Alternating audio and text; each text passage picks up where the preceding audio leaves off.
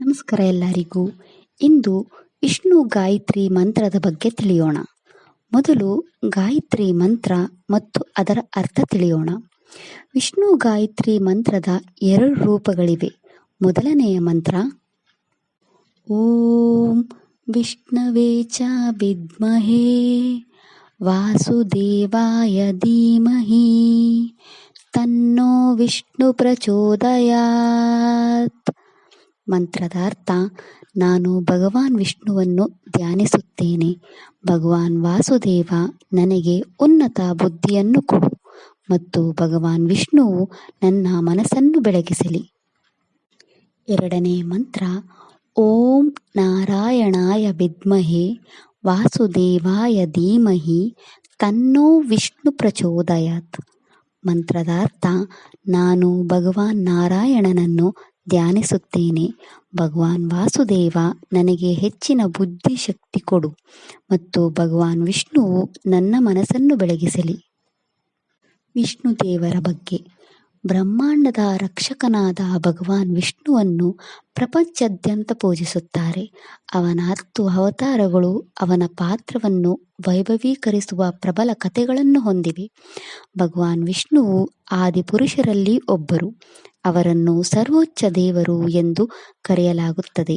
ಭಗವಾನ್ ವಿಷ್ಣುವು ತ್ರಿಮೂರ್ತಿಗಳಲ್ಲಿ ಒಬ್ಬರು. ಭಗವಾನ್ ವಿಷ್ಣುವು ಸಂರಕ್ಷಕನಾಗಿದ್ದಾನೆ ಮತ್ತು ಜನರು ಅವನನ್ನು ಪೂರ್ಣ ಭಕ್ತಿ ಮತ್ತು ಸಮರ್ಪಣೆಯಿಂದ ಪೂಜಿಸುತ್ತಾರೆ. ಅವರು ಬ್ರಹ್ಮಾಂಡದ ನಾಯಕ ಮತ್ತು ಧರ್ಮವನ್ನು ರಕ್ಷಿಸುತ್ತಾನೆ. ಅವರು ರಾಕ್ಷಸರೊಂದಿಗೆ ಹೋರಾಡಲು ಭೂಮಿಯ ಮೇಲೆ ವಿವಿಧ ಅವತಾರಗಳಲ್ಲಿ ಕಾಣಿಸಿಕೊಳ್ಳುತ್ತಾರೆ. ಆದ್ದರಿಂದ ಗ್ರಹಗಳು ಸಮತೋಲನದಲ್ಲಿದೆ. ವಿಷ್ಣುವನ್ನು ಮೆಚ್ಚಿಸಲು ಹಲವಾರು ಮಾರ್ಗಗಳಿವೆ. ಕೆಲವರು ತುಳಸಿ ಪತ್ರೆಯಂತಹ ವಿಷ್ಣುವಿಗೆ ಇಷ್ಟವಾದ ವಸ್ತುಗಳನ್ನು ಅರ್ಪಿಸಿ ಪೂಜಿಸುತ್ತಾರೆ. ಕೆಲವರು ಉಪವಾಸಗಳನ್ನು ಆಚರಿಸುವ ಮೂಲಕ ಆಶೀರ್ವಾದವನ್ನು ಪಡೆಯುತ್ತಾರೆ ಮತ್ತು ಕೆಲವರು ಅವರ ಮಂತ್ರಗಳನ್ನು ಪಠಿಸುವ ಮೂಲಕ ಪೂಜಿಸುತ್ತಾರೆ. ಹಿಂದೂ ಧರ್ಮ ಗ್ರಂಥಗಳ ಪ್ರಕಾರ ಭಗವಾನ್ ವಿಷ್ಣುವಿನ ಮಂತ್ರಗಳು ಎಷ್ಟು ಶಕ್ತಿಯುತವಾಗಿವೆ ಎಂದರೆ ವ್ಯಕ್ತಿಯ ಸುತ್ತಲೂ ಶಕ್ತಿಯುತವಾದ ಧನಾತ್ಮಕ ಶಕ್ತಿಯನ್ನು ಉತ್ಪಾದಿಸುತ್ತದೆ ಮತ್ತು ಪರಿಸರದಲ್ಲಿ ಅದ್ಭುತ ಬದಲಾವಣೆಗಳನ್ನು ಅನುಭವಿಸಬಹುದು. ಮಂತ್ರಗಳು ಭಗವಾನ್ ವಿಷ್ಣುವಿನೊಂದಿಗೆ ಆಧ್ಯಾತ್ಮಿಕವಾಗಿ ಸಂಪರ್ಕ ಸಾಧಿಸಲು ಮತ್ತು ಪರಮಶಕ್ತಿಯೊಂದಿಗೆ ದೈವಿಕ ಸಂಪರ್ಕವನ್ನು ಮಾಡಲು ಸಹಾಯ ಮಾಡುತ್ತದೆ. ದೇವತಾ ಆರಾಧನೆಯಲ್ಲಿ ಹೆಚ್ಚಿನ ದೇವರು ಮತ್ತು ದೇವತೆಗಳನ್ನು ತಮ್ಮದೇ ಆದ ಗಾಯತ್ರಿ ಮಂತ್ರದಿಂದ ಸ್ತುತಿಸಲಾಗುತ್ತದೆ. ಭಗವಾನ್ ವಿಷ್ಣುವನ್ನು ಪೂಜಿಸುವಾಗ ಆತನಿಗೆ ಸಂಬಂಧಿಸಿದ ಮಂತ್ರಗಳನ್ನು, ಶ್ಲೋಕಗಳನ್ನು ಪಠಿಸುವುದರಿಂದ ನಮ್ಮ ಜೀವನಕ್ಕೆ ಸಾಕಷ್ಟು ಪ್ರಯೋಜನಗಳಿವೆ. ಭಕ್ತರು ಪಠಿಸುವ ವಿವಿಧ ವಿಷ್ಣು ಮಂತ್ರಗಳಿವೆ. ಅವೆಲ್ಲವೂ ಜೀವನದಲ್ಲಿ ಅಪಾರ ಪ್ರಯೋಜನಗಳನ್ನು ಪಡೆಯಲು ಹೆಚ್ಚು ಪರಿಣಾಮಕಾರಿ ಎಂದು ಪರಿಗಣಿಸಲಾಗಿದೆ. ವಿಷ್ಣು ಮಂತ್ರಗಳನ್ನು ಪಠಿಸುವ ಮೂಲಕ ವಿಷ್ಣುವಿನ ಕೃಪೆ ಮತ್ತು ಅನುಗ್ರಹವನ್ನು ಪಡೆಯಬಹುದು. ನಾವು ನಿರಂತರವಾಗಿ ಪ್ರಾರ್ಥನೆ ಅಥವಾ ಮಂತ್ರಗಳನ್ನು ಪಠಿಸಿದಾಗ ಅದು ನಮ್ಮ ಮನಸ್ಸು, ದೇಹ ಮತ್ತು ಆತ್ಮವನ್ನು ನಿಯಂತ್ರಿಸುತ್ತದೆ, ನಮಗೆ ಆಂತರಿಕ ಶಾಂತಿಯನ್ನು ತರುತ್ತದೆ.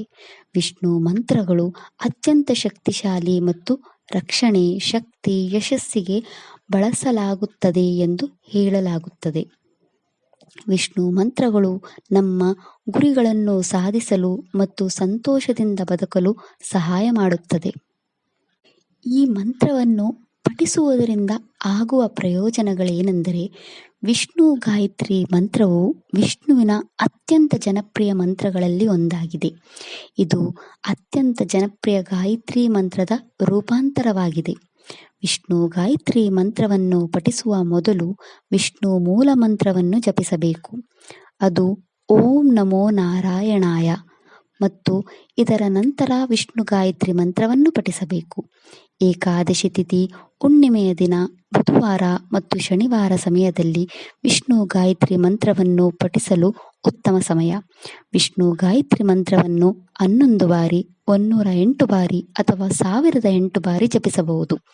ವಿಷ್ಣು ಗಾಯತ್ರಿ ಮಂತ್ರವನ್ನು ನಿಯಮಿತವಾಗಿ ಪಠಿಸುವುದರಿಂದ ನಾವು ನಮ್ಮ ವ್ಯಕ್ತಿತ್ವವನ್ನು ಕಟ್ಟಿಕೊಳ್ಳಬಹುದು ಮತ್ತು ಸಂಪತ್ತು, ಅದೃಷ್ಟ ಮತ್ತು ಸಮೃದ್ಧಿಯೊಂದಿಗೆ ನಮ್ಮನ್ನು ಆಶೀರ್ವದಿಸುತ್ತದೆ. ಗಾಯತ್ರಿ ಮಂತ್ರವಾಗಿರುವುದರಿಂದ ಉಚ್ಚಾರಣೆ ಸರಿಯಾಗಿರಬೇಕು, ಯಾಕೆಂದರೆ ಪದಗಳನ್ನು ತಪ್ಪಾಗಿ ಉಚ್ಚರಿಸುವುದರಿಂದ ಮಂತ್ರದ ಅರ್ಥವೇ ಬದಲಾಗಬಹುದು. ಇದರಿಂದ ಪಠಣದ ಧನಾತ್ಮಕ ಪರಿಣಾಮವನ್ನು ಶೂನ್ಯಗೊಳಿಸುತ್ತದೆ. ಈ ಮಂತ್ರವು ನಮ್ಮನ್ನು ನಂಬುವ ಶಕ್ತಿಯನ್ನು ನೀಡುತ್ತದೆ. ಇದು ಬಲವಾದ ಅರ್ಥವನ್ನು ಪಡೆಯಲು ಸಹಾಯ ಮಾಡುತ್ತದೆ. ತಾಳ್ಮೆ ಮತ್ತು ಸಂಪೂರ್ಣ ನಂಬಿಕೆಯಿಂದ ಜಪಿಸುವವರು ವಿಷ್ಣು ಗಾಯತ್ರಿ ಮಂತ್ರ ಲಾಭವನ್ನು ಪಡೆಯುತ್ತಾರೆ. ಈ ಮಂತ್ರವನ್ನು ಪಠಿಸುವುದರಿಂದ ನಮ್ಮ ನಾಯಕತ್ವಕ್ಕೆ ಅವಕಾಶ ನೀಡುವಲ್ಲಿ ನಮ್ಮ ಆತ್ಮವಿಶ್ವಾಸವನ್ನು ಹೆಚ್ಚಿಸುತ್ತದೆ. ಈ ಮಂತ್ರವು ಕೆಲಸದ ಸ್ಥಳದಲ್ಲಿ ಮತ್ತು ಮನೆಯಲ್ಲಿ ನಮ್ಮ ಸುತ್ತಲೂ ಗೌರವ ಮತ್ತು ಅಧಿಕಾರವನ್ನು ಪಡೆಯಲು ನಮಗೆ ಸಹಾಯ ಮಾಡುತ್ತದೆ. ಈ ಮಂತ್ರವು ಹಾನಿ ಮತ್ತು ಅಪಾಯದಿಂದ ರಕ್ಷಣೆ ನೀಡುತ್ತದೆ ಎಂದು ಹೇಳಲಾಗುತ್ತದೆ. ಇದು ಶಾಂತಿ ಮತ್ತು ಶಾಂತತೆಯ ಭಾವವನ್ನು ಸೃಷ್ಟಿಸಲು ಸಹಾಯ ಮಾಡುತ್ತದೆ ಎಂದು ಭಾವಿಸಲಾಗಿದೆ. ಈ ಮಂತ್ರವು ಒತ್ತಡ ಅಥವಾ ಆತಂಕದಿಂದ ಹೋರಾಡುತ್ತಿರುವವರಿಗೆ ಇದು ಸಹಾಯಕವಾಗಬಹುದು. ಈ ಮಂತ್ರವು ಒಬ್ಬರ ಆಧ್ಯಾತ್ಮಿಕ ಅಭ್ಯಾಸವನ್ನು ಆಳವಾಗಿಸಲು ಮತ್ತು ದೈವಿಕ ಸಂಪರ್ಕಕ್ಕೆ ಸಹಾಯ ಮಾಡುತ್ತದೆ. ಈ ಮಂತ್ರವು ಒಬ್ಬರ ಹಾದಿಯಲ್ಲಿ ಬರಬಹುದಾದ ಅಡೆತಡೆಗಳನ್ನು ತಡೆಯುತ್ತದೆ. ಇದು ಭಕ್ತರ ಆರ್ಥಿಕ ಸ್ಥಿತಿಯನ್ನು ಸುಧಾರಿಸಲು ಸಹಾಯ ಮಾಡುತ್ತದೆ. ಈ ಮಂತ್ರವು ಒಬ್ಬರ ಭಯವನ್ನು ಹೋಗಲಾಡಿಸುವ ಶಕ್ತಿಯನ್ನು ಹೊಂದಿದೆ ಮತ್ತು ವಾಸ್ತವ ಹತ್ತಿರ ತರುತ್ತದೆ. ಇದು ಮನಸ್ಸನ್ನು ಶುದ್ಧೀಕರಿಸಲು ಮತ್ತು ಎಲ್ಲ ನಕಾರಾತ್ಮಕ ಆಲೋಚನೆಗಳನ್ನು ಮತ್ತು ಭಾವನೆಗಳನ್ನು ತೆಗೆದುಹಾಕಲು ಸಹಾಯ ಮಾಡುತ್ತದೆ. ಇದು ಧನಾತ್ಮಕ ಕಂಪನಗಳನ್ನು ಸೃಷ್ಟಿಸಲು ಮತ್ತು ನಮ್ಮ ಜೀವನದಲ್ಲಿ ಶಾಂತಿ ಮತ್ತು ಪ್ರಶಾಂತತೆಯನ್ನು ತರಲು ಸಹಾಯ ಮಾಡುತ್ತದೆ. ಈ ಮಂತ್ರವು ವಿಷ್ಣುವಿನ ದೈವಿಕ ಶಕ್ತಿಯೊಂದಿಗೆ ನಮ್ಮನ್ನು ಸಂಪರ್ಕಿಸಲು ಸಹಾಯ ಮಾಡುತ್ತದೆ ಮತ್ತು ಅವನ ರಕ್ಷಣೆ ಮತ್ತು ಆಶೀರ್ವಾದ ಒದಗಿಸುತ್ತದೆ. ಈ ಮಂತ್ರವನ್ನು ಪ್ರತಿನಿತ್ಯ ಜಪಿಸುವುದರಿಂದ ಮನಸ್ಸಿನಲ್ಲಿರುವ ಭಯವು ನಾಶವಾಗುತ್ತದೆ. ಈ ಮಂತ್ರದಿಂದ ನಾವು ನಮ್ಮ ಬುದ್ಧಿಶಕ್ತಿಯನ್ನು ವೃದ್ಧಿಸಿಕೊಳ್ಳಬಹುದು. ಈ ಮಂತ್ರವನ್ನು ಪಠನೆ ಮಾಡಿದರೆ ಅಂದುಕೊಂಡ ಕೆಲಸಗಳು ಸರಾಗವಾಗಿ ಆಗುತ್ತದೆ. ಈ ಮಂತ್ರವನ್ನು ಪಠಿಸುವುದರಿಂದ ಭಗವಾನ್ ವಿಷ್ಣುವಿನ ನಿವಾಸ ವೈಕುಂಠಕ್ಕೆ ಕೊಂಡೊಯ್ಯುತ್ತದೆ ಎಂದು ನಂಬಲಾಗಿದೆ. ಅಲ್ಲಿ ಭಕ್ತರು ಆನಂದಮಯವಾದ ಮರಣಾನಂತರದ ಜೀವನವನ್ನು ಕಳೆಯಬಹುದು.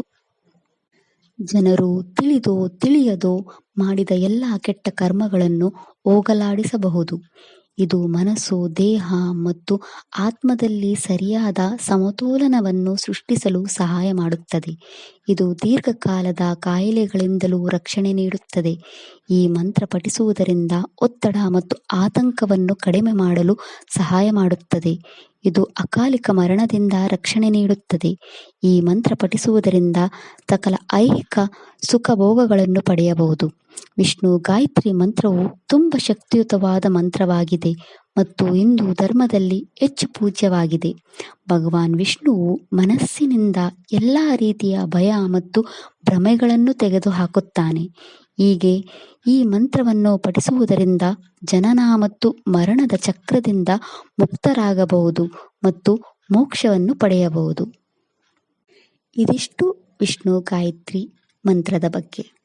ಮಂತ್ರವನ್ನು ಉಚ್ಚಾರಣೆ ಮಾಡಿ ಕಲಿಯಿರಿ ಮತ್ತು 4 ಜನಕ್ಕೆ ಇದನ್ನು ಹಂಚಿರಿ. ಓಂ ನಮೋ ನಾರಾಯಣಾಯ. ವಿಡಿಯೋ ಇಷ್ಟ ಆದರೆ ಲೈಕ್ ಮಾಡಿ, ಶೇರ್ ಮಾಡಿ ಮತ್ತು ಚಾನೆಲ್ ಸಪೋರ್ಟ್ ಮಾಡೋಕ್ಕೆ ಸಬ್ಸ್ಕ್ರೈಬ್ ಮಾಡಿ. ಧನ್ಯವಾದಗಳು.